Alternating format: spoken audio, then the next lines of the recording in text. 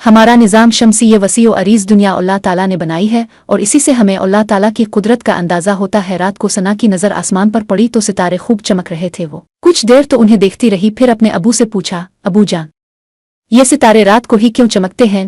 अबू जान ने जवाब दिया, ये सितारे तो दिन में भी चमकते हैं। सना ने हैरान होकर कहा, लेकिन दिन में तो सितारे दिखाई नहीं देते। अबू ने कहा, दिन में सूरज की रोशनी में हमें ये नजर नहीं आते। असल में सूरज कहीं नहीं जाता, अलबत्ता हमारी जमीन जब इसके गिर्द चक्कर लगाती है तो जमीन का जो हिस्सा सूरज के सामने आ जाता है वहां दिन हो जाता है, और जमीन का जो हिस्सा सूरज के सामने नहीं होता वहां रात हो जाती है। सना बोली, अबू रात के वक्त चांद भी तो सितारों की तरह चमकता है, फिर ये उनसे इतना बड़ा क्यों नजर आता है? अबू ने बताया, चांद हमारी जमीन के बहुत नजदीक होने की वजह से बड़ा दिखाई देता है, जबकि सितारे जमीन से बहुत ज्यादा फासले पर होते हैं, इसलिए ये रोशनी के छोटे छोटे नुक्ते दिखाई देते हैं। असल में सितारे चांद से और खुद हमारी जमीन से कई गुना बड़े होते हैं। हमारी जमीन एक सैयारा है और चांद इसका जली सैयारा है। सैयारों की अपनी रोशनी नहीं होती, बल्कि वो सितारों से रोशनी लेकर चमकते हैं। हमारी जमीन सूरज के गिर्द अपने मदार में हर वक्त घूमती रहती है और अपना एक चक्कर तकरीबन 365 दिनों में मुकम्मल करती है, जो एक शम्सी साल कहलाता है। इसी तरह चांद भी हमारी जमीन के गिर्द तकरीबन 29 दिन में अपना एक चक्कर मुकम्मल करता है। चांद की गर्दिश के मुताबिक 12-12 महीनों में एक कमरी साल मुकम्मल